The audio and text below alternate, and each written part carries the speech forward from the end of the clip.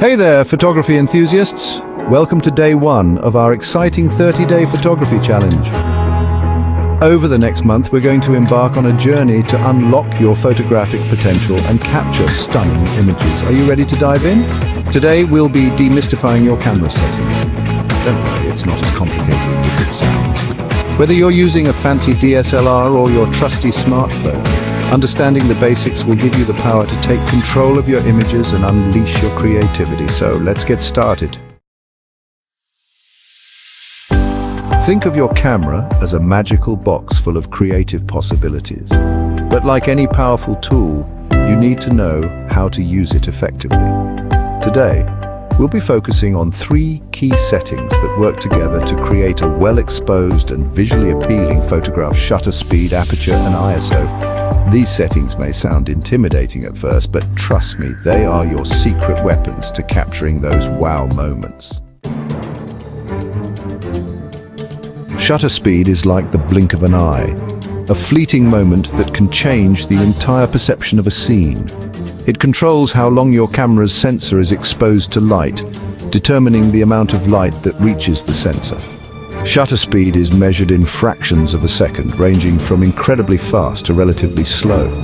It's the key to either freezing action in a split second or creating beautiful motion blur that tells a story of movement. Imagine you're photographing a speeding car on a busy highway. A fast shutter speed, like 1/500th of a second, will freeze the car in its tracks, capturing every detail with stunning clarity, as if time itself has paused. On the other hand, a slower shutter speed, like 1/30th of a second, will blur the car's movement, creating a dynamic effect that conveys a sense of speed and energy. This technique can transform a simple photograph into a vivid narrative of motion.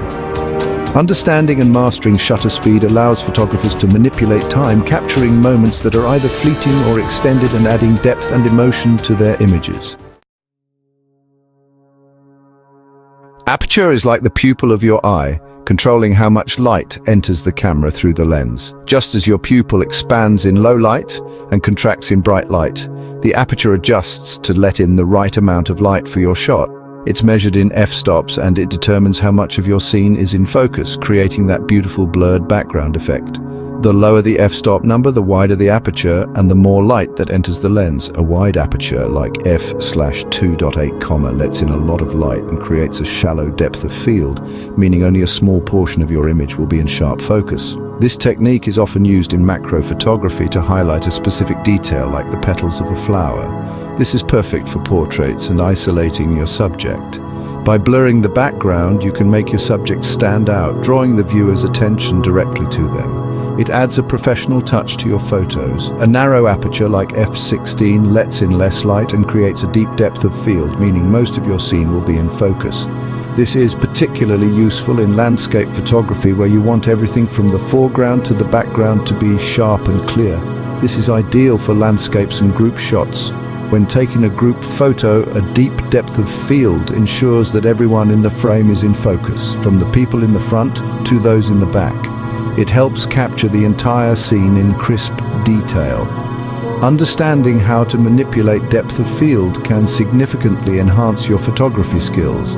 By choosing the right aperture, you can control the focus and artistic quality of your images, making them more compelling and visually appealing. Section 5, ISO, brightening up your world. ISO is one of the most crucial settings in photography, and understanding it can significantly improve your photos. ISO is like the sensitivity of your eyes to light. Just as your eyes adjust to different lighting conditions, your camera's sensor can be adjusted to capture the perfect shot.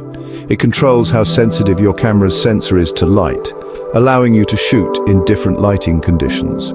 Whether you're capturing a sunset or a dimly lit room, adjusting the ISO can make all the difference. A low ISO, like 100, is best for bright, sunny days or well-lit scenes. This setting ensures that your photos are crisp and clear, with vibrant colors and sharp details. It produces the highest image quality with minimal grain or noise. Low ISO settings are ideal for situations where there is plenty of light and you want the best possible image quality. A high ISO, like 1600 or higher, is necessary necessary for low-light situations, such as indoors or at night. This allows your camera to capture more light, making it possible to take photos in darker environments without using a flash. However, keep in mind that higher ISOs can introduce noise or grain into your images. This digital noise can reduce the overall quality of your photos, making them look less sharp and detailed. Balancing ISO with other settings like aperture and shutter speed is key to achieving the best results.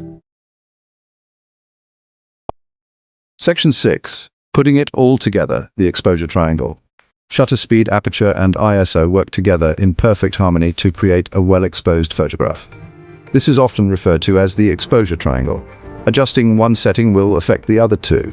For example, if you increase your shutter speed to freeze action, you'll need to compensate by either widening your aperture or increasing your ISO to maintain the same exposure. It's all about finding the right balance for each situation. Section 7. Practice makes perfect. Experiment and explore. Don't be afraid to experiment with different settings and see how they affect your images. The best way to learn is by doing. Try shooting the same subject with different shutter speeds, apertures, and ISO values. Take note of the results and see what works best for you.